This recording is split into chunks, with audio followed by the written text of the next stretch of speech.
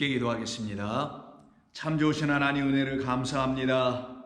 오늘도 저희들에게 귀하고 복된 날 또 이렇게 허락해 주셔서 저희들로 하여금 이 세상 이 날들을 통하여서 저희들의 인생의 걸음을 통하여서 주님을 조금 더 알아가게 해주시려고, 그래서 주님과 더욱더 친밀한 관계를 누리며 복된 삶을 살게 해주시는 그 복락 주시려고 오늘도 저희들에게 한 날 연장시켜 주셔서 이 땅에서 저희들로 사는 것이 아니요 우리 안에 계신 우리 주 예수 그리스도로 말미암아 살아내는 귀한 삶을 허락해 주실 줄로 믿습니다. 그 일을 위하여 우리 주님은 또한 저희들에게 말씀을 성령으로 보내주실 때에 그 말씀을 들을 수 있도록 축복해 주옵소서. 예수님의 이름으로 기도드립니다. 아멘. 자, 우리 하나님 말씀 나누겠습니다. 자, 마가복음 11장 12절 이하 14절입니다. 마가복음 11장 12절 이하 14절입니다. 우리 본문을 찾으셨으면 우리 같이 이 본문을 먼저 읽도록 하겠습니다. 이튿날 그들이 베다니에서 나왔을 때에 예수께서 시장하신지라 멀리서 잎사귀 있는 한 무화과 나무를 보시고 혹 그 나무에 무엇이 있을까요? 하셨더니 가서 보신즉 잎사귀 외에 아무것도 없더라. 이는 무화과의 때가 아님이라. 예수께서 나무에게 말씀하여 이르시되 이제부터 영원토록 사람이 내게서 열매를 따먹지 못하리라 하시니 제자들이 이를 듣더라. 아멘. 우리는 지난 토요일에 이 말씀에 해당되는 첫 번째 절인 12절의 말씀만 가지고 두 번에 걸쳐서 나눴었죠. 예수님께서 시장하셨다라는, 굶주셨다는 그런 말의 의미가 뭘까?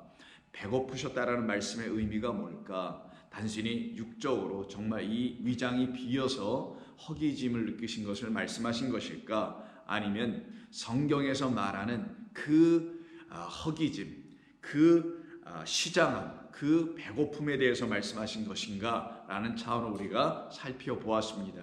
그래서 예수님께서 말씀하신 이 시장하신지라는 것은 하나님의 자녀들만 먹을 수 있는, 하나님의 자녀라면은 반드시 또한 그 하나님께서 주시는 양식으로만 배불러져야 하는 그 양식이 예수님이 드셨던 양식이었는데, 그 양식을 이 땅에 내놓아 우리 예수님께 드리질 못하고 있는 측면에서, 있다라는 이유에서 예수님의 시장함을 지금 성경이 말하는 것이고 예수님이 드실 것이 없다라는 것을 말하신 것이라는 것을 우리가 알게 되었죠. 그것은 결국 그분의 제자들인 저와 여러분들도 마찬가지라는 거죠. 저와 여러분들도 결국은 우리 예수님처럼 같은 식탁에서 우리 주님이 차려주신 그 떡과 포도주를, 그로 생명이라는 양식을 먹게 되었기 때문에, 그래서 우리가 먹은 양식은 곧 예수 그리스도라, 우리 안에 양식을 먹으면 안에 들어오는 거니까 그 안에, 우리 안에 계신 분은 그리스도 예수거든요. 그 예수 그리스도라는 그 양식을 내주지 못하는 곳은 항상 하나님의 백성들을 기갈하게 만들며 비틀거리며 쓰러지게 만들며 곤핍하게 만들며 어떤 환난과 어떤 곤고와 시험의 때를 만났을 때 이겨내는 능력과 그런 하나님의 인도하심에서 떨어져 나온 자들이 될 수밖에 없고 멀어진 자들이 될 수밖에 없다라는 것을 이 말씀이 오히려 우리에게 가르쳐 주는 것이었죠. 그래서 이 본문, 이 단락인 12절부터 14절에 걸쳐 있는 이 말씀이 첫 번째 시작절인 이 시장하셨다라는 이유 때문에 예수님께서 식사하실 거리를 하나 찾아보셨었죠. 우리 같으면 주변에 식당을 찾아가거나 집에서 뭐 음식을 해 먹거나 해야 되는 것이 마땅한데도 불구하고 우리 예수님이 말씀하시는 시장과 그의 배고픔은 그런 차원의 육적인 양식을 말하는 것이 아니라 영적인 양식을 말하는 것이죠. 영적인 양식이라는 것을 지금 무화과 나무로 설명하고 계시다라는 거예요. 왜냐하면 그 무화과 나무가 멀리서 보였거든요. 그래서 거기를 한번 이렇게 찾아가 보셨어요.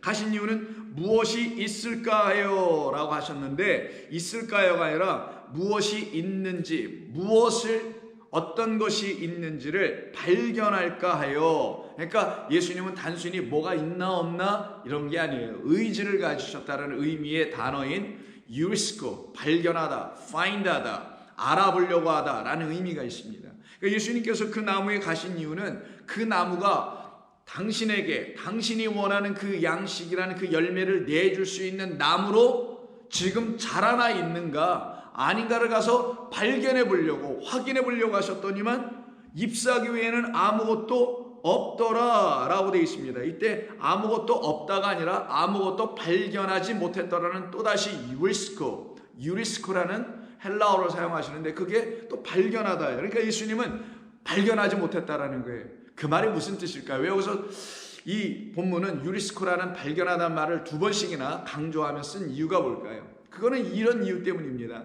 예수님께서 이 땅에 오셨는데 이 땅에 하나님께서 주신 땅인데 하나님께서 지어놓으신 땅이고 또 하나님께서 모세를 통하여 성전, 성막, 성전을 짓게 하신 그 예루살렘 땅인데 여기에는 반드시 무엇이 있어야 되겠어요? 하나님의 양식이 있어야 되는데 양식이 있는지 와서 발견하려고 해보니 눈을 씻고 찾아봐도 잎사귀를 이렇게 들추어 봐서 혹시 잎사귀 밑에 가려지지는 않았나? 그 열매가 무화과 열매가 아무리 뒤져봐도 나오질 않는 거예요. 그걸 강조하는 의미, 주님이 이 땅에 오셔서 하나님의 그 말씀 영을 갖고 있는 자들이 이 땅에 있는지 확인해 보고 있다라는 거예요. 근데 있더라 없더라 없었더라. 왜? 이유는 그가 아직 오지 않으셨기 때문이었던 거예요. 그가 누구십니까? 우리 주님은 누구세요? 하나님의 말씀이란 말이에요. 자, 하나님의 말씀은 이것도 하나님의 말씀입니다. 즉 하나님의 말씀은 성경, 율법이 하나님의 말씀이죠. 근데 이스라엘 백성들은 이런 율법을 성경으로 그들이 들고 있었어요. 이 하나님의 말씀을. 그럼 이것이 뭐를 줘야 됩니까? 그들에게 먹을 양식을 내주어야 하거든요.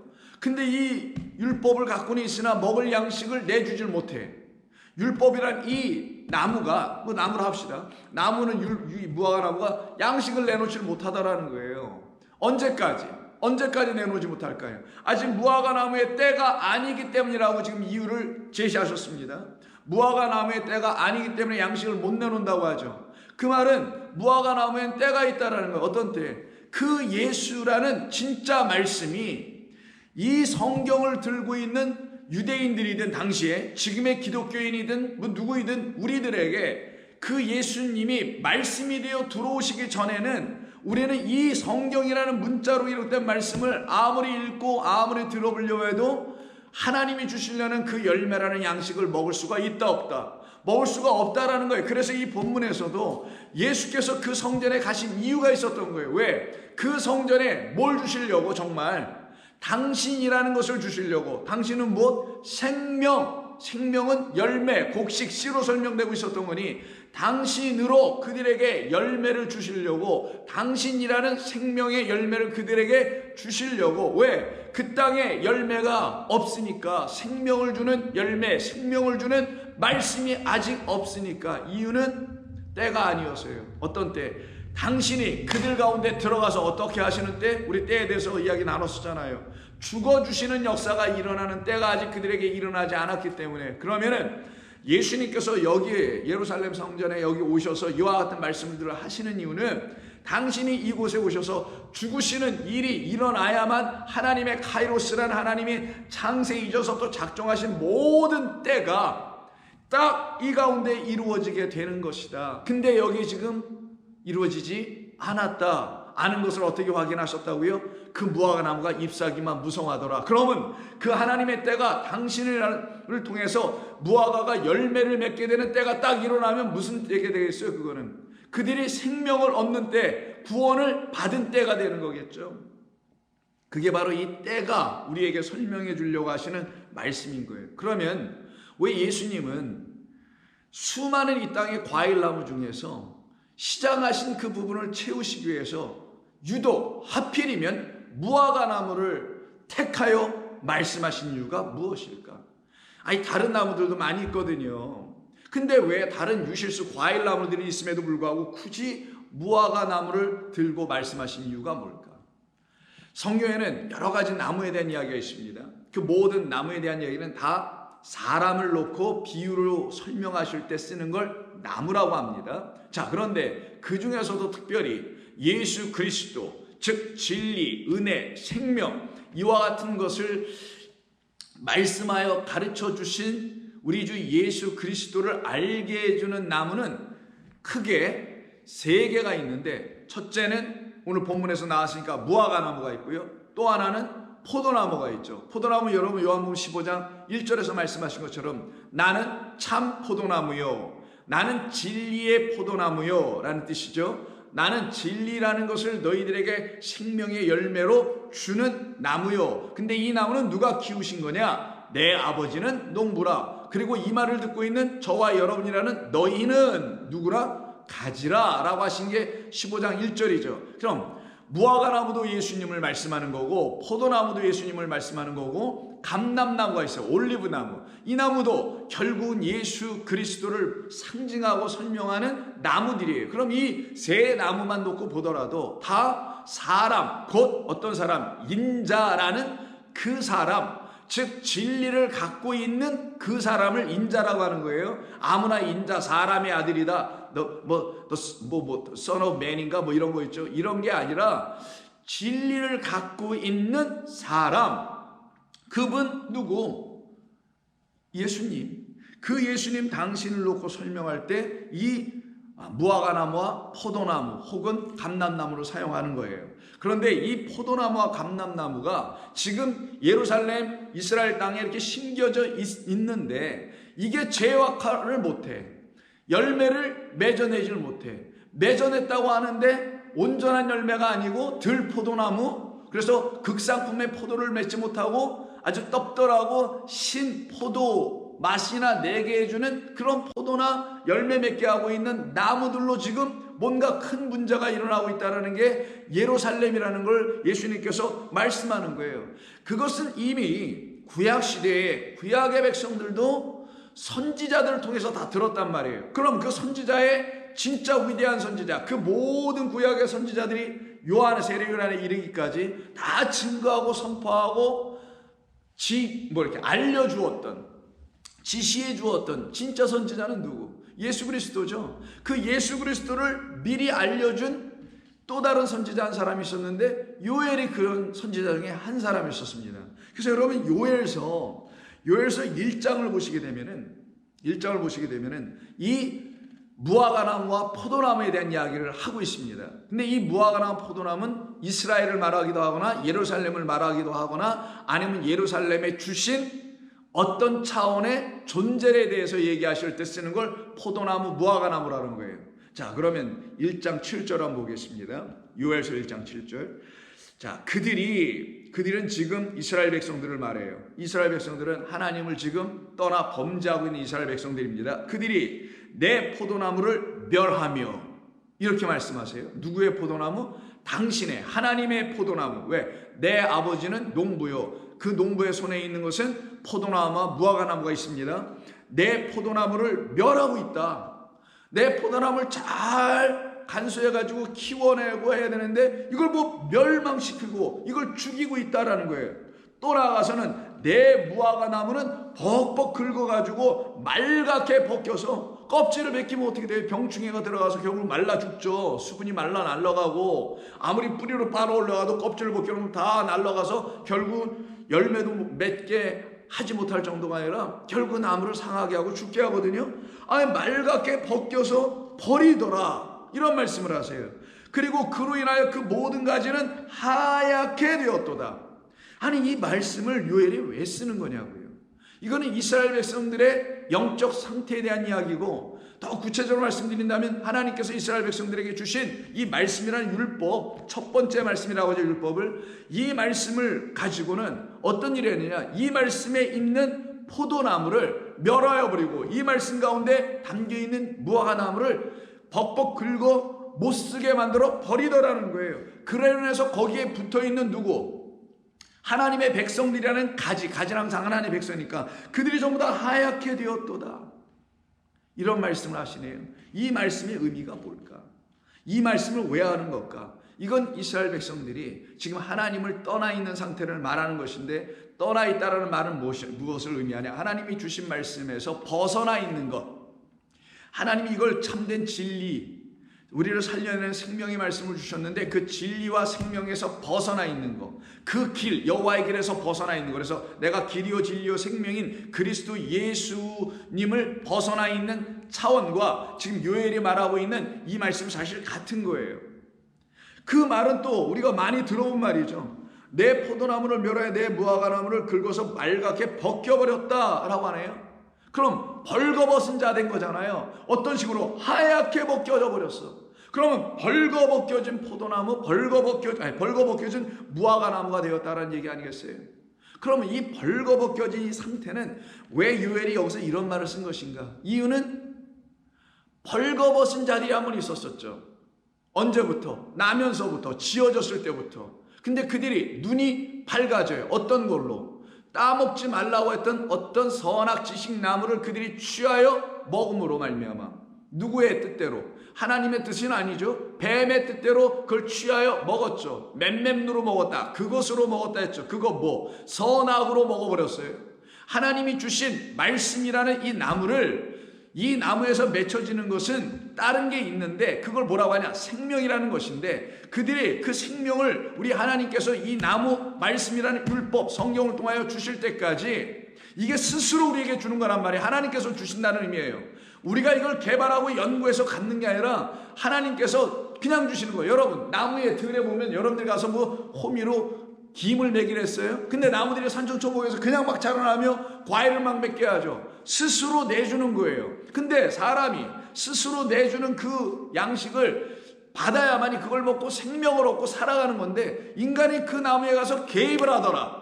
그 말은 이 나무라는 하나님의 말씀에 가서 인간이 개입해. 누구의 말을 듣고? 인간, 또 다른 거짓된 미혹하는 영, 지식이 있는 영, 지혜가 있는 영, 그 사람이 지혜가 있는 존재, 그가 누구예요? 3장 1절에 뱀, 가장 간교하고 지혜롭다고 했죠. 이가 지금 사람을 미혹해가지고 그들로 하여금 이 나무가 그냥 내주는 대로, 여러분 시편 1편 3절 한번 제가 읽어볼게요. 그냥 내줘야 되는 거예요. 여러분, 이 성경이 그냥 뜻대로 우리에게 그냥 진리 그대로 내주는 걸 먹어야 되는 거예요, 성도는. 그런데 시편 1편은 뭐에 대해서 얘기하는 겁니까? 의인과 악인에 대한 이야기죠. 의인의 회중, 악인의 회중에 대한 이야기가 있습니다. 4절, 악인들은 그렇지 아니함이니오냐 오직 바람에 나는 겨와 같도다 라는 말씀하며, 의인들은 2절 3절 오직 여호와의 율법을 즐거워하며 그 율법을 주야로 묵상만 해. 이걸 늘 묵상을 하고 있어요, 이들은.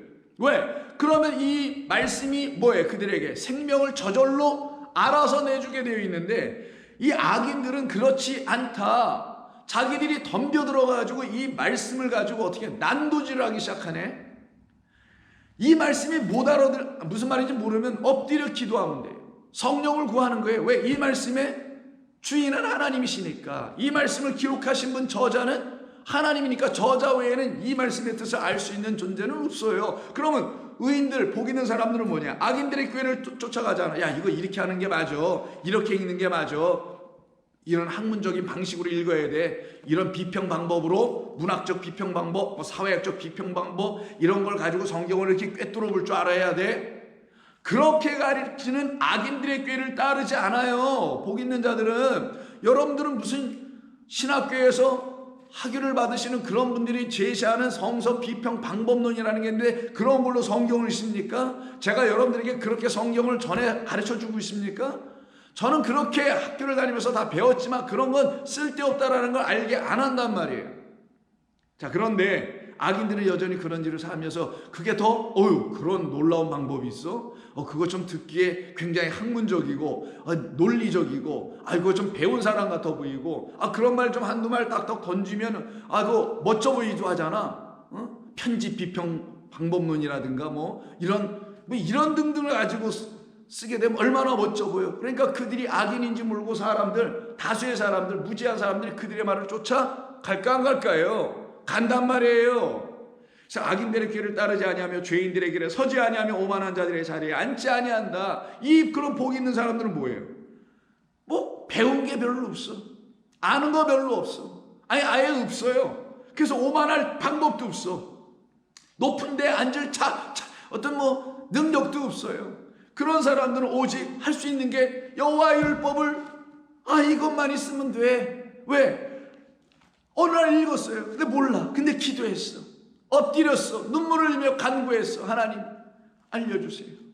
제가 이거 모르면 안 되잖아요. 이게 아버지의 말이잖아요. 이게 아버지의 언어잖아요. 아버지의 언어를, 어머니의 언어를 자식이 못하면 그거는 그 부모가 자기 부모가 아니고 그 자식도 자기 자식이 아니지. 아니, 부모는 영어로 말하는데 자식은 한국말로 말해.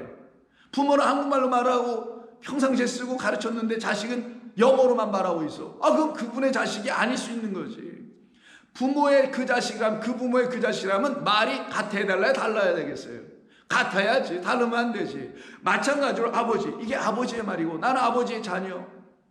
그 자녀는 이 말을 알아들으면 복 있는 거지. 얘야, 그렇게 하면 안 되는 거다. 예, 그렇게 하겠습니다. 이렇게 알아듣고 순종하는 자들이 복이 있는 거 아니겠냐고요. 그러니 이들은 주야로 묵상을 해.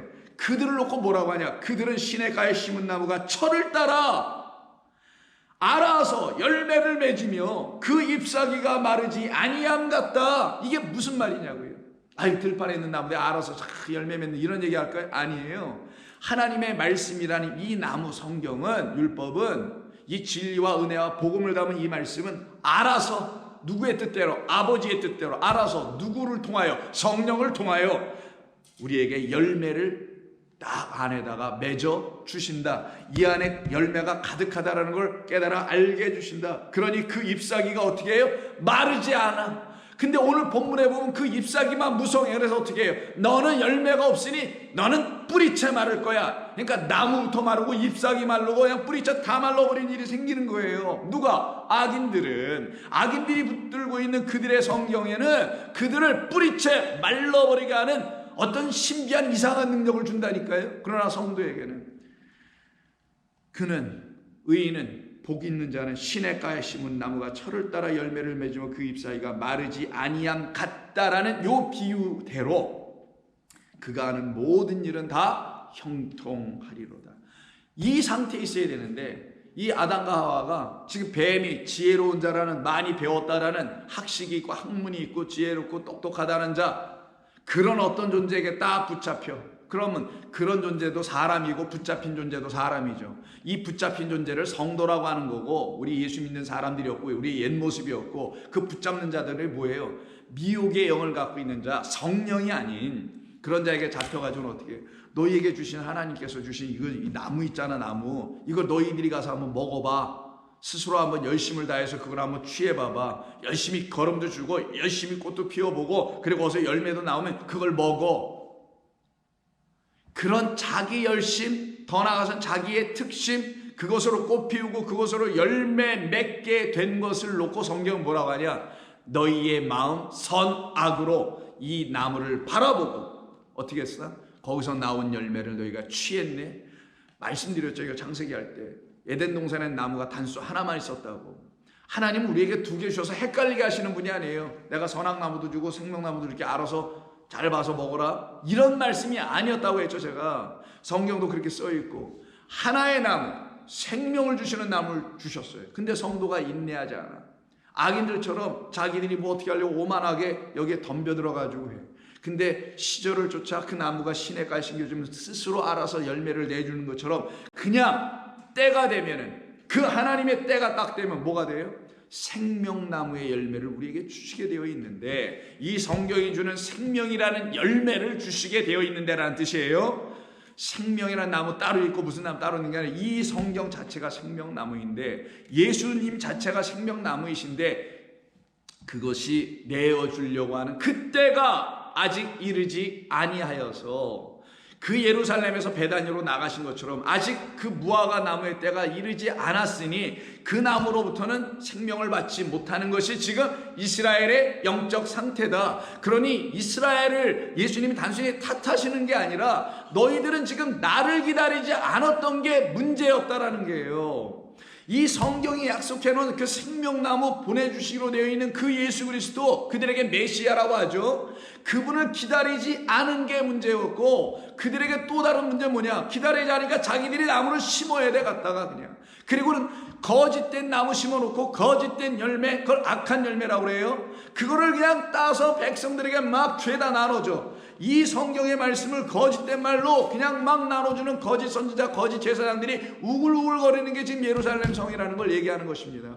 결국은 어떻게 됩니까? 이들이 그 뱀의 말을 듣고 눈이 휘둥그레져 가지고는 그 나무를 보니, 맞아, 우리가 어떻게 좀 해가지고 먹어야지 라고 해서 그 나무를 따먹으네요. 6절 여자가 나무를 본즉 먹음직도 하고 보암직도 하고 지혜롭게 할 만큼 탐스럽기도 한 나무인지라 여자가 그 열매를 따먹고 자기와 함께 있는 남편에게도 주며 그도 먹은지라 이에 그들의 눈이 밝아져 자기들이 어떻게 해요? 벗은 줄을 그때 아네. 아까 무화과 나무를 전부 다 벗겨버렸다 그랬죠. 요엘에서 벗겨놓으니까 어떻게 해요? 전부 다 허옇게 드러났어요. 이렇게 벗겨진 상태, 이렇게 벗겨서 자기들의 수치가 드디어 보여진 상태. 그거는 뭐예요? 하나님의 말씀이 너희들이 함부로 그렇게 다룰 것도 아니지만 이 말씀은 너희들의 그 하나님의 은혜로 너희들을 다 가려주려고 했던 것인데, 이 말씀 율법이라는 건 너희들의 그 죄를 다 가려주려고 했는데 너희들이 이거를 너희들 스스로 가려보려고 하면 오히려 너희들의 죄는 이렇게 벌거벗겨진 것처럼 그 수치가, 그 헛됨이 다 드러나게 될 거라는 걸 말씀한 거예요. 잘 깨달으셨어요? 이거 이해 못하시면 다시 맥플레서로 들으세요.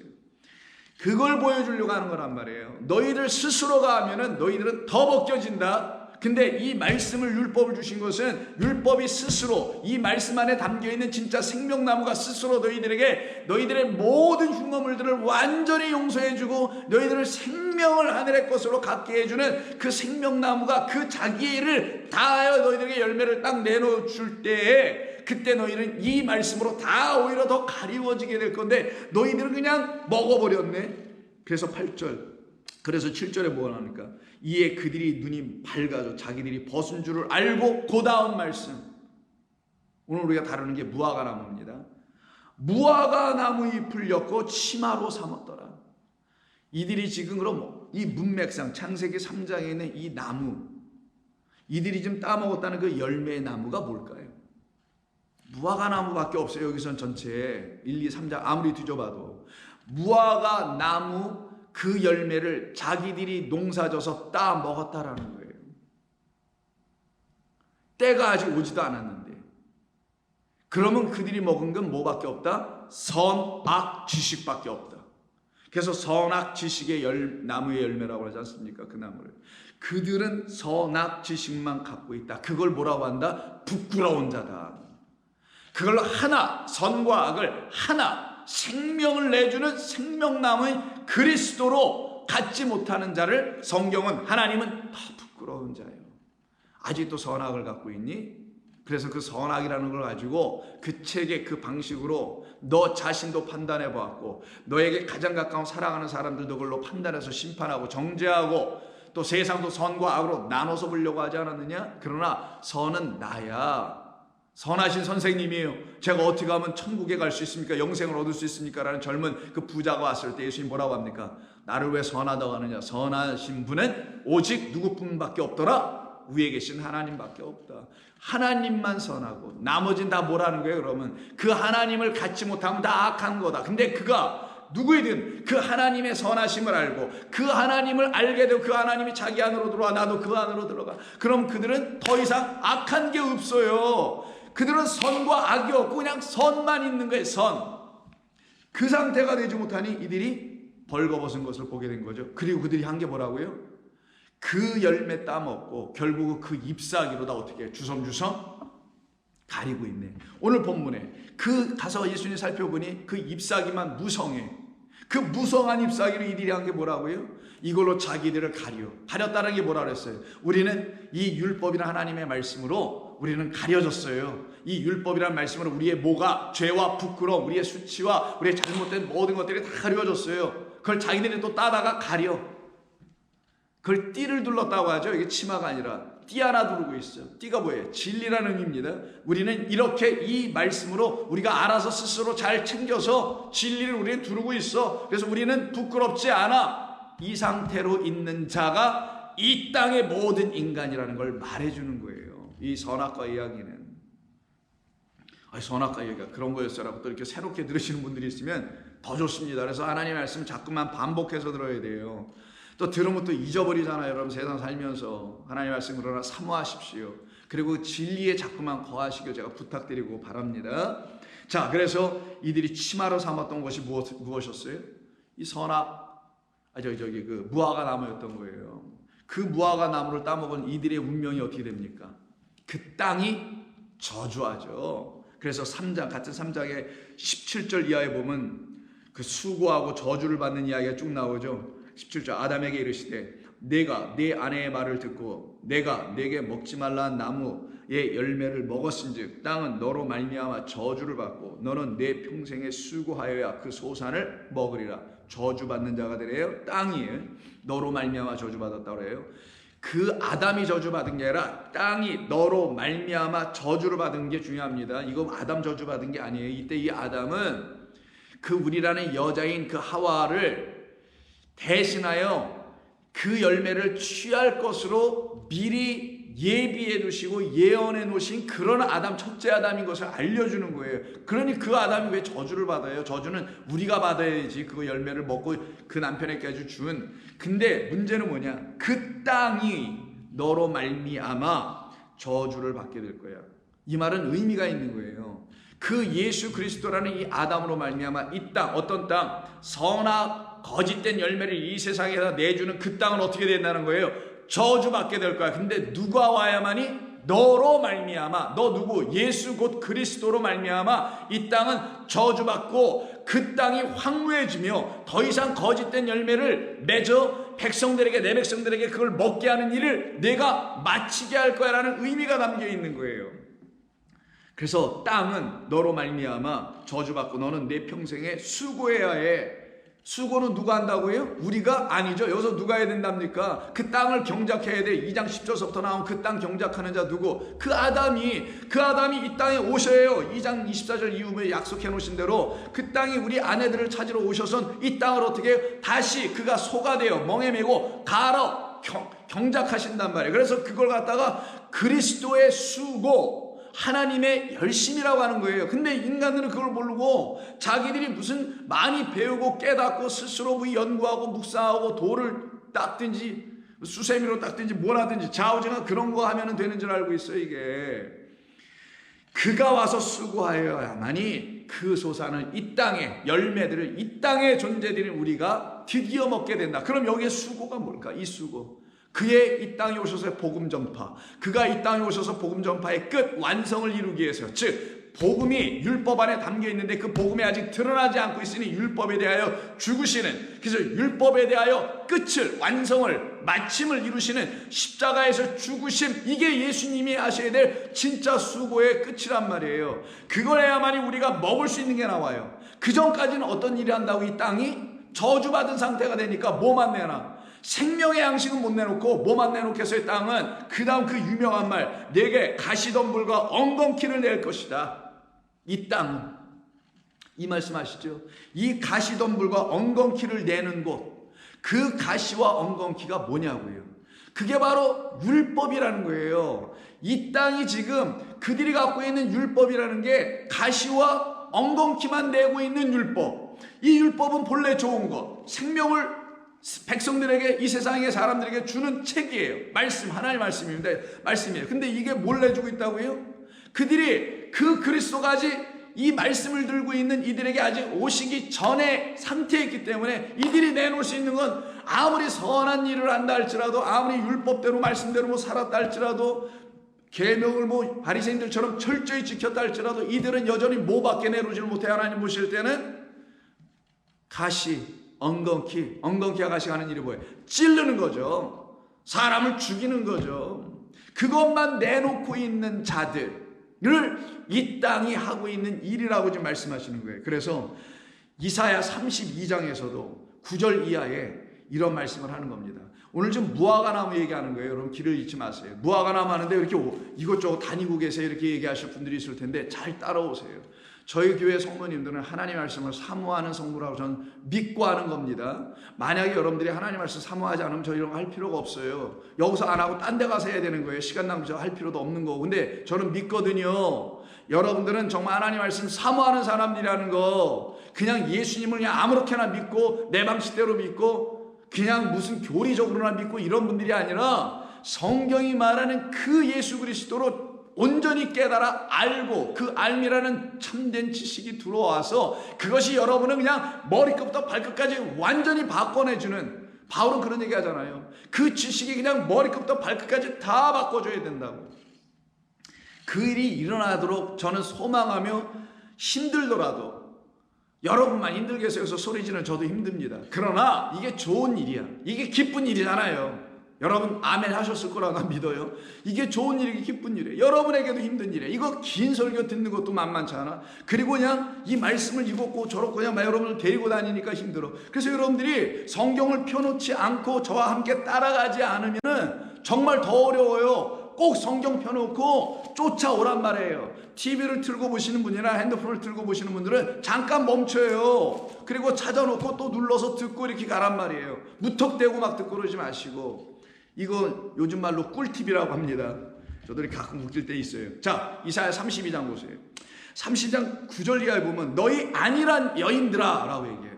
이 여인은 좀 전에 우리가 창세기 3장에 읽었던 그 여인에 대한 이야기를 확장하여 이스라엘 백성 전체를 말하는 거고, 그걸 더 확장하면 누구? 온 세상을 그냥 다 더 너희의 여인들아 라고 하시는 거예요, 하나님은. 근데 이게 어떤 여인들이에요? 안일한 여인들아, 게으른 여인인가 뭐 이런 거죠. 일어나 내 목소리를 들어라.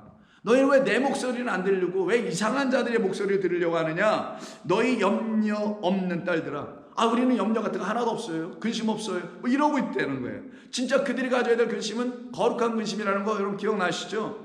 내가 아직 구원의 확신도 없고, 하나님의 말씀이 뭔 말인지도 모르는데 그냥 다 아는 척하고 막 살아. 그걸 갖다 뭐라는 거예요? 이게 바로 말씀을 듣지 않는 염려 없는 딸들이라는 거예요. 사실 염려를 해야 되는데 자기 영혼에 대해서 내 말에 귀를 기울일지어다. 너희 염려 없는 여자들아, 1년 남짓 지나면 너희가 당황하게 될 것이다. 왜? 포도 수확이 없어지게 될 것이며 열매 거두는 일이 일어나지 않게 될 것이니 그때 되면 너희들은 황당해지고 당황하게 될 것이다. 그러니 지금 들어라. 그렇지 않으면 너희들은 그런 일 벌어지게 된다. 너희 안일한 여자들아 떨지어다. 너희 염려 없는 자들아 당황할지어다. 이때 무슨 말을 하냐? 옷을 벗어 몸을 드러내고 배로 허리를 동일지어다. 너희들의 지금 영적 상태가 옷을 뭐 다 입고 있다고 그러는데, 이 율법으로 막 옷에서 다 입고 우리는 깨끗해요 라고 하는 그 자기의 어떤 헌신 열심 행위의 어떤 삶을 통하여 율법 지켰다고 스스로 너스레를 떨면서 하는 그런 걸 통하여 너희들은 다 옷을 너희의 수치와 그 죄를 다 가렸다고 이야기하고 생각하고 있지. 그 이야기를 옷을 입고 있는 자라고 성경을 그들은 생각하고 있다는 거예요. 그러나 너희들의 그 옷을 벗어버려라. 그리고 몸을 드러내라. 벌거벗은 너의 몸을 드러내라. 오히려 거꾸로 말씀하세요. 왜? 너희들은 가렸다 하지만 너희들은 지금 다 벗고 있는 거나 다름이 없어. 그리고 배로 너희의 허리를 동일지어다. 이 배가 뭐예요? 띠죠. 그러니까 회개를 의미합니다. 너희는 진리의 띠를 지금 띠고 있다고 하는데 너희 진리 못 띄었어. 너희는 회개의 띠를 두르고 있어야 될 판이야. 이런 말씀하는 거죠. 그러면서 하시는 말씀이 그들은, 여기서 밭 이야기가 나와요. 땅 이야기가. 좋은 밭으로 인하여 열매 많은 포도나무로 인하여 가슴을 치게 될 것이다. 하나님이 주신 좋은 밭이 이미 있었어요. 근데 그 좋은 밭에다가 하나님이 주시는 나무를 심어야 되는데 자기들이 원하는 나무를 심어놓고, 그 나무는 뭐예요? 육적인 나무, 그냥 말 그대로 포도나무, 무화과나무 이런 걸 심어놓고 그걸 갖고 열매를 많이 얻었다고 생각하고 있다라는 거예요. 그들은 좋은 밭으로 인하여 열매를 많은 포도나무로 또한 인하여 가슴을 오히려 치게 될 것이다. 왜? 우리가 지금 먹고 있는 양식은 참된 양식이 아니네 라는 걸 깨닫게 될 날이 올 거기 때문에. 그리고 하신 말씀 창세기 3장 18절에서 읽었던 내 백성의 땅에 지금 가시와 찔레가 나고 있다. 내 백성에게 준 이 율법이 그들을 생명의 양식을 주어야 하는데 그러지 못하고 오히려 가시와 찔레를 줘. 그건 뭐냐? 율법을 해석하고 담당하고 있다는 그 지도자들이 이 하나님의 말씀 율법을 가지고 뭐예요? 백성들을 찔러 사망을 줘. 쿡쿡 찔러가지고 결국 정죄나 해, 고발이나 해, 말씀대로 살지 않았다고 뭐 지적이나 하고 있어. 이러고 있는 모습을 백성의 땅에 가시와 찔레가 나며 희락의 성읍 기뻐하는 모든 집에 이 가시와 찔레가 나게 될 것이다. 대적 궁전이 폐한받으며 인구 많았던 성읍이 적막하게 되며 모든 것들이 헛되게 된다는 그런 말씀을 쭉 하신단 말이에요. 여기에서 지금 무화과 나무에 대한 이야기도 나왔고, 그리고 가시와 찔레에 대한 이야기가 나오고 막 이런저런 말씀이 나오죠. 그러면 여러분 쭉 한번 생각해 보자고요. 오늘 본문에서 우리 예수님께서 하시는 말씀이 무화과 나무에 가서 지금 먹을 것을 찾으려고 하셨는데 먹을 게 없어요. 그럼 없는 그 나무를 향하여서 예수님께 하신 얘기는 이 나무로부터 열매는 더 이상 나오지 않게 하시겠다는 말씀이 오늘 본문 14절의 끝이었죠. 그 말은 그 나무의 멸망을 말하는 겁니다. 그러면 그게 뭐냐? 율법을 들고, 하나님께서 주신 율법이라는 걸 들고 그걸로 찔리기나 하는 가시나 내게 하고, 가시나무, 그리고 또한 찔레나무가 돼. 율법은 본래 어떤 나무예요? 생명을 내주는 생명나무가 돼야 되는데, 이게 생명의 책인데 그걸 못하고 율법을 가지고 인간들이 그걸 자기들의 소유로 삼아서 백성들을 그걸로 다루기나 하고, 백성들을 통제 권력의 어떤 힘께나 되는 어떤 것을 이걸 삼아가지고 백성들을 헛되게 가르치고 헛되게 지도하고 있기 때문에 그 백성들이 지금 어려움에 처해 있다. 그 처해 있는 그 예루살렘에 있는 그들이 심어놓은 거짓된 무화과 나무는 이제 말라버려야 하고, 당신 예수께서 뭐가 되시겠다라는 거예요. 그 무화과 나무 지금 때가 아니니 당신이 뭐가 되어 들어가시겠다? 내가 무화과 나무가 되어 그때 하나님의 때를 이루러 내가 들어가시겠다. 그래서 오늘 본문 14절 다음에 어디로 들어가십니까? 15절. 그들이 예루살렘에 들어가니라. 그리고 예루살렘 성전에 들어가사, 성전 안에서 다 하시잖아요. 그 얘기를. 성전 안에 있는 더러운 것들을 다 치워버리시죠. 예수님이 그래서 어디로 들어갔어요? 성전 안으로 들어가신 거예요.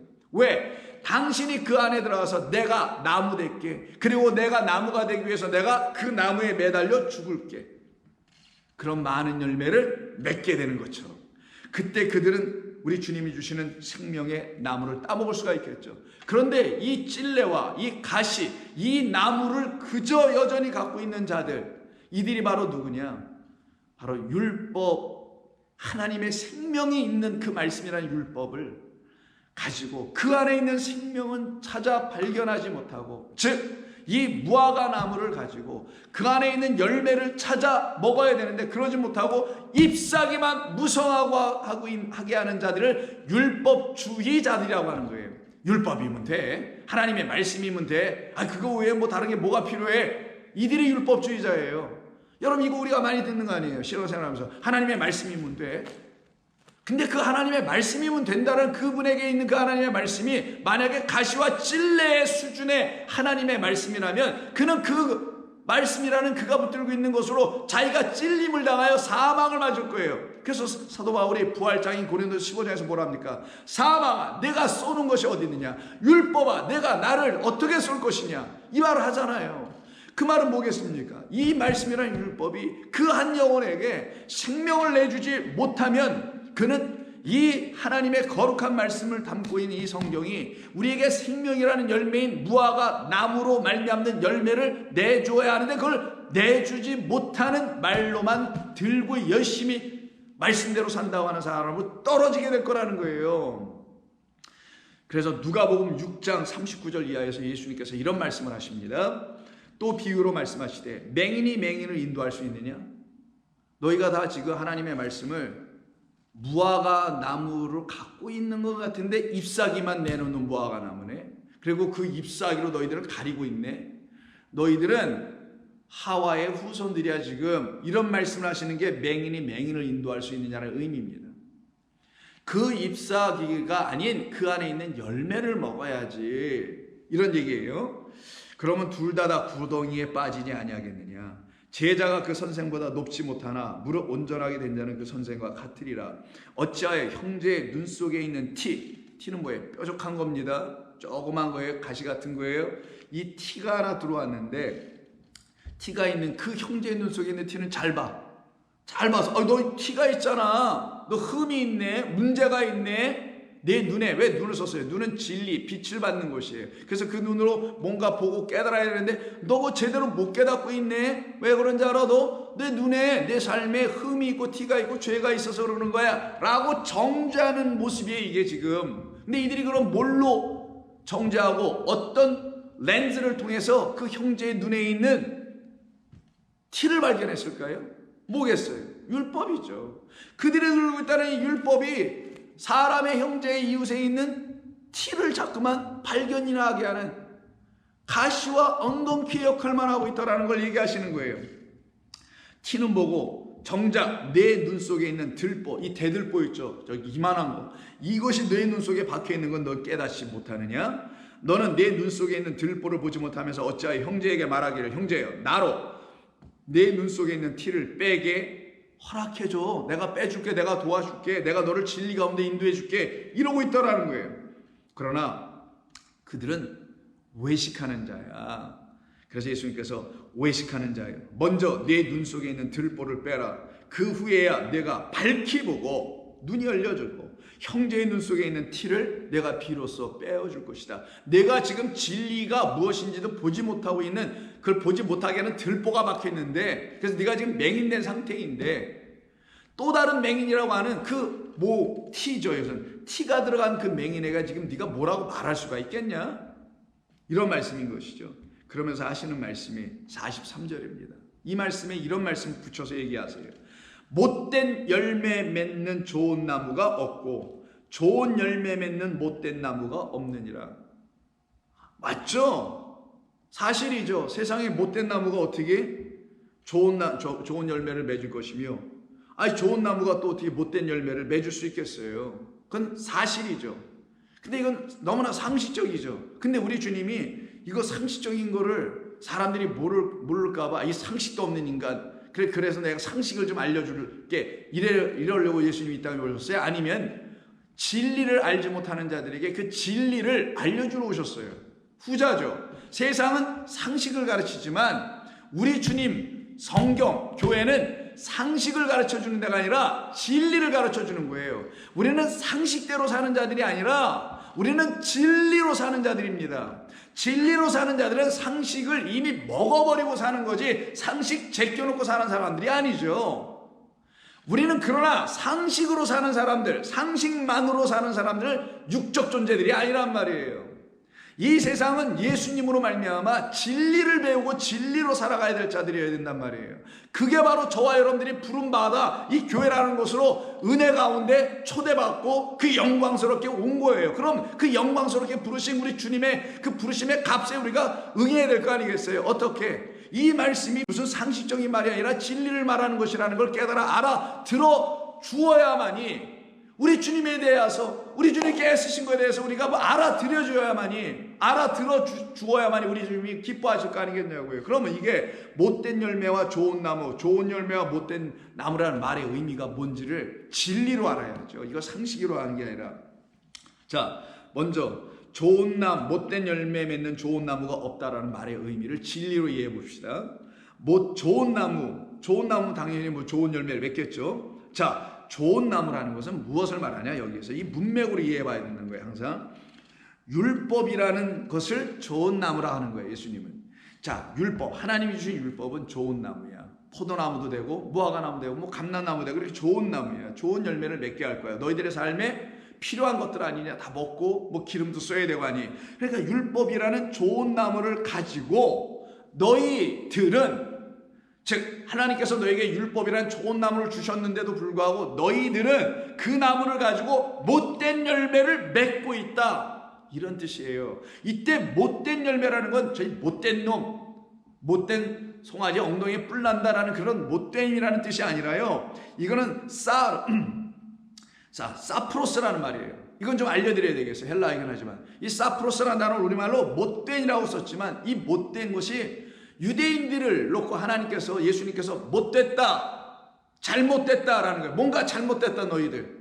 이 잘못된 열매를 맺고 있다. 이게 바로 못되다는 표현인데, 뭔가 잘못됐다라고 할 때 예수님이 바라보신 유대인들의 잘못된 점이 무엇일까 생각해 봐야 돼요, 여러분. 내가 앞에 말씀에 초대에서도 말씀드렸지만 이 잘못됐다는 건 뭐냐면 그들이 자기들의 열심으로 뭔가를 최선을 다해가지고 그게 더 나아가서는 특심까지 돼. 그 특심이 되어버린 상태를 가지고 이 잘못된, 우리말로 번역한 못된이라고 번역하게 된 그 본래의 말 사르포스라는 말이에요. 사프로스라는 단어입니다. 이 사프로스는 언제 쓰는 거냐? 과일, 열매를 놓고 쓰는 표현이에요. 여러분, 열매가 이렇게 달렸어요. 근데 그 열매가 너무 덜 익어도, 익지 않아도 먹을 수가 없어요. 또한 너무 많이 익어도, 완전히 익으면 골마 터집니다. 그래서 너무 익으면 들어가면 이상해져. 너무 이미 썩어가는 과정이 됩니다. 그래서 사람이 먹을 수가 없어. 너무 안 익어도 안 돼. 설 익어도 안 돼. 벳박이라는 말이 덜 익은 무화과라 했다는 말 기억하시죠? 근데 이게 너무 익어버려도 안 돼. 근데 여기 사프로스라는 이 못된이라는 말로 번역한 이 말은 너무 익어버렸다는 얘기예요. over, 지나쳤어 너무. 뭐가? ripen. 너무 익어. overripe. 너무 익어버렸어. 익어도 적당히 익어야 되는데 그래서 사람 먹을 수 있는데 너무 익었어. 너무 익도록 뭐 했다라는 거예요. 유대인들이. 하나님의 말씀 이 율법을 자기들이 백성들에게 그냥 어떻게든지 맛있게 줘보려고 너무 익혀버려. 억지로 아니면 그 열심과 특심이 오히려 나를 삼킨다라는 시편의 말 그대로 너희들이 이 성전에서 결국 내 백성들을 그냥 이 거짓된 양식을 그들의 입에 넣어줘가지고 그들을 다 삼켜버리고 있구나. 이 말과 똑같은 말로써 이 사프로스라는 말은 그들이 너무 이겨버리고 또 다른 의미는 over에다가 done, D-O-N-E 너무 지나치게 뭔가를 했다라는 거예요. 이 두 가지가 의미가 있어요. 너무 지나치게 자기들이 열심과 헌신 이 말씀대로 살아야 해. 정통으로 가야 해. 뭐 이래서 정통 유대교니 뭐 등등 정통 기독교니 뭐 열심 뭐 알지도 못하고 열심. 그래서 결국 주님이나 삼키게 되는 그 열심. 그걸로 인하여 만들어진 열매를 갖다가 overripe 된 상태, overdone 된 상태. 음식을 해도 적당히 익혀야지. 너무 익히면 그냥 죽이 돼버리잖아요. 그렇게 된 상태의 열매를 갖다가 사람이 먹을 만하지 못한 열매다.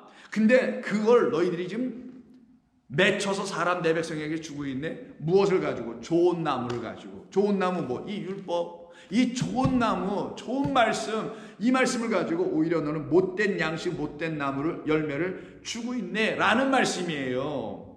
그 무슨 상식적인 말이 아니라 두 번째 또한 좋은 열매 맺는 못된 나무도 없다. 이게 뭐예요? 못된 나무. 진리가 아닌 나무예요. 못된 나무라는 것은 이 잘못된 나무 너무 익혔어. 그래서 자기들의 열심으로 해.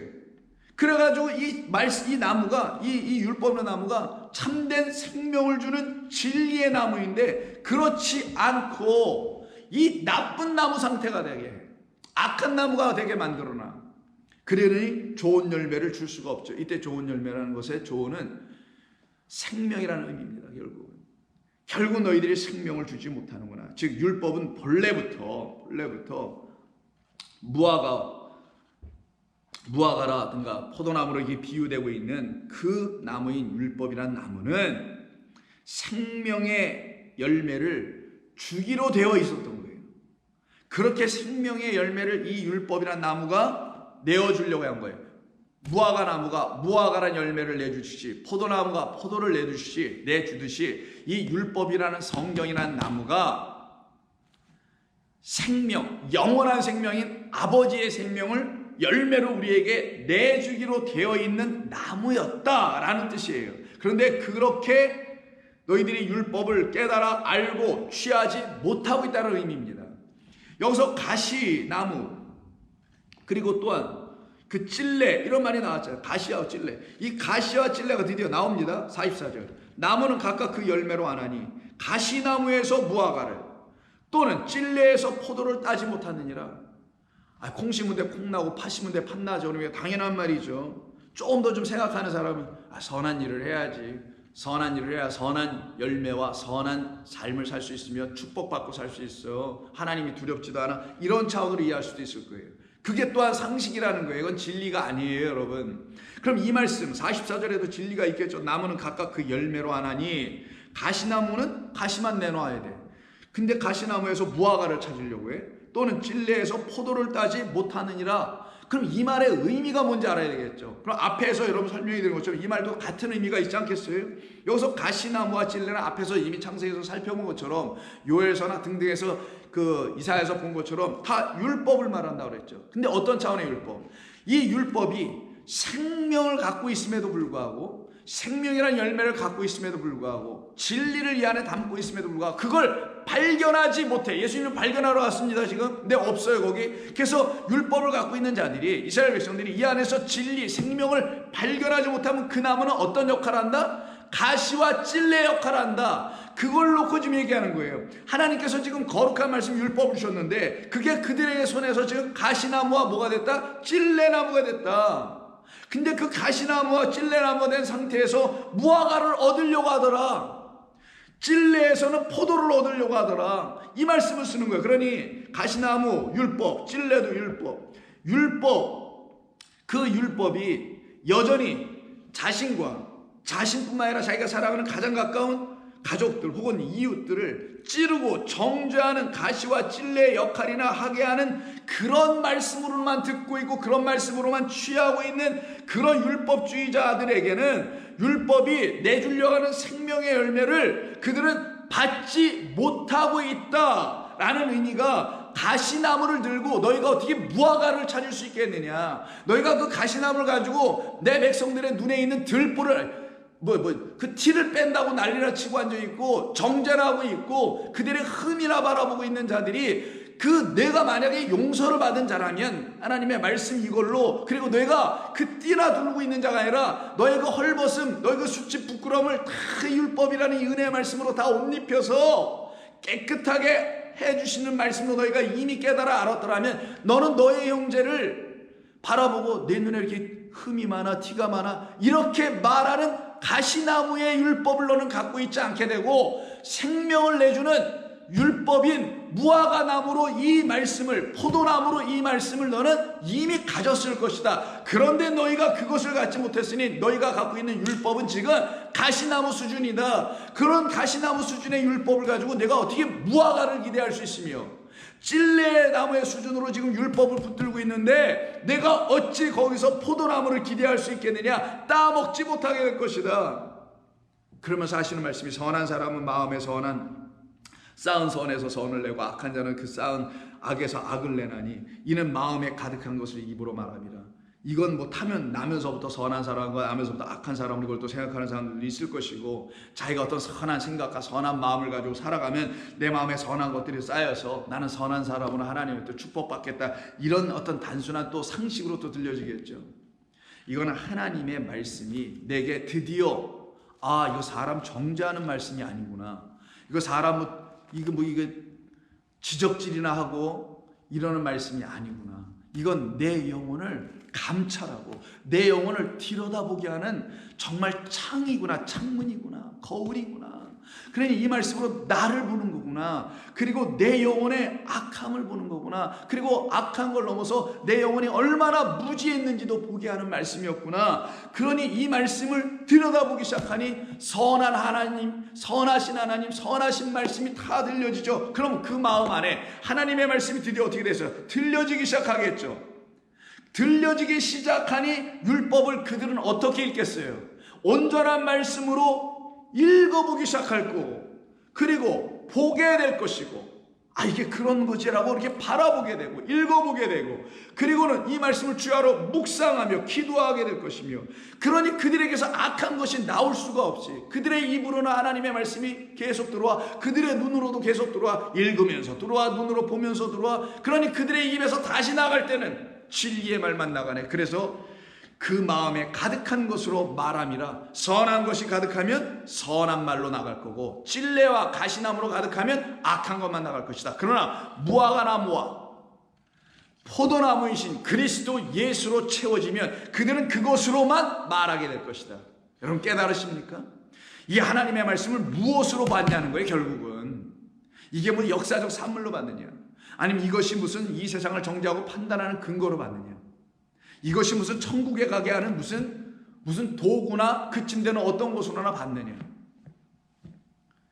그런 모든 사람들에게 이거는 가시와 엉겅퀴, 찔레 등등이 돼서 자기 자신을 찔러서 사망에 여전히 들어가게 하고, 자기만 죽으면 괜찮아, 꼭 옆에 있는 사람 끌고 와서 죽여서 같이 구렁텅이에 빠지는 맹인 끌고 가는 그런 일들을 벌이게 될 것이 분명하다라고 우리 주님 말씀하시는 거예요. 바로 이 상태에 있는 우리에게 우리 주님은 그 무화과 나무에 그래서 가신 거예요. 왜? 그 이스라엘 백성과 이 세상이 들고 있다는, 그들에게 생명 내주고 있다라는, 그들을 뭐 영생과 천국과 어느 차원으로 뭐 데리고 갈 거라는 그 나무를 한 그루를 들고 그 나무를 열심으로 막 농사 짓고 애를 쓰고 거기다 대고 막 그냥 열심, 아까 말씀드렸죠. 그래서 너무 지나쳐, 너 오버 좀 하지 마. 이런 말 하잖아요. 너무 지나친 것 같아. 오버 액션 뭐 이러잖아요. over done. 너무 지나치게 해버려. over ripe. 너무 그래서 익어버렸어. 그래서 결국은 썩을 양식을 줘요. 그래서 그 아까 말씀 사프로스라는 단어가 못 된다는 그 말씀이 뭐라고 어떤 의미냐면 rotten, 썩어서 먹을 수가 없는 그런 열매에다가 쓰는 말이 그 단어였던 거예요. 그러니 우리 주님은 그 나무는 말라버려야 해. 그 나무에게 가서 뭘 또 먹으면 내 백성들 계속 어떻게 돼요? 저와 여러분들은 그런 거 먹으면 죽지. 썩은 거 먹으면 썩을 놈 되잖아요. 그래서 죽지 안 돼. 그래서 예수님이 어떻게 돼요? 그 나무로부터 어느 누구도 앞으로 사람이 그 열매를 먹지 못하게 할 것이다. 그러려면 어떻게 해요? 그 나무 죽여야죠. 그래서 뿌리채 말라버리는 일이 벌어지게 되는 거예요. 그러면 왜 무화과였을까? 자, 여기서부터 이제 들어가는 겁니다. 왜 예수님은 그 많고 많은 나무 중에 이 세상에 나무 얼마나 왜 무화과 나무를 굳이 이 본문에서 언급하신 이유가 뭘까? 그 말씀, 무화과 나무일 수밖에 없는 이유가 뭘까? 그 말씀은 누가복음 22장 29절 이하에 있습니다. 이 말씀은 내일 우리가 또 나누면서 왜 그런 무화과 나무였을까? 그 말씀은 무엇을 의미할까? 누가복음 22장 29절 이하라 했으니까 여러분이 관심 있는 분들은 미리 이 본문을 읽어보시라고 알려드리는 거니까 내일은 누가복음 22장 29절 이하부터 그럼 왜 무화과 나무를 굳이 예수님이 말씀하신 것이지? 거기에 무슨 진리를 담아놓으시려고 그런 것이지? 그것이 어떤 뜻이길래 그렇지? 그것은 또한 우리 주님 말씀하신 그 때와는 무슨 관계가 있는 거지? 그럼 그때는 또 우리에게는 어떤 것과 관계가 있는 것이지? 그게 우리의 구원의 때와는 무슨 관계가 있는 것이지? 이 모든 것을 담아내신 것이 무화과와 무화과 나무의 때예요. 그거를 모르면 여러분 구원은 여러분이 내가 정말 구원을 받은 거야 말은 거야 확신도 없게 돼요. 그래서 내일은 그 말씀을 함께 같이 나누도록 하겠습니다. 기도합니다. 하나님 고맙습니다. 오늘도 저희들에게 주시는 이 말씀을 통해서 우리의 영혼을 사랑하신 우리 주님께서 하셨던 일이 그리고 지금은 또 성령을 통하여 우리의 마음 안에서 하시는 일이 무엇인지를 저희들의 눈을 열고 귀를 열어 알게 해 주시옵소서. 우리의 귀로 인간의 눈으로 들어 아무런 의미 없고 아무리 보아도 보여지지도 않습니다. 그러나 오직 성령이 교회들에게 하시는 말씀을 귀 있는 자들은 들으라고 하시는 그 말씀에 저희들은 주목합니다. 성령이라는 귀를 저에게 주셔야만이 저희들이 들을 수 있습니다. 성령이 저희들에게 있어야만 들을 수 있습니다. 그 성령이 우리의 눈도 대주고 그 성령이 우리의 귀도 되어 주셔야만이 우리가 성령으로 하나님의 영으로 호흡으로 기록된 있는 생명이 있는 이 말씀, 호흡이 있는 이 말씀, 숨이 있는 이 말씀이 저희들에게 들려질 줄로 믿사옵나니 성도들로 하여금 성령을 구하게 하여 주옵소서. 당신을 찾는 자들이 되게 하여 주시옵소서. 그래서 악인의 회중에 들지 않고 그 나무가 시냇가에 심겨져서 시절을 쫓아 그 과실을 저절로 맺어주듯이 이 말씀이 저절로 우리들에게 진리의 생명인 그리스도 예수를 열매로 맺게 하여 우리의 심령에 먹여주실 줄로 믿습니다. 감사하며 예수님의 이름으로 기도드립니다. 아멘.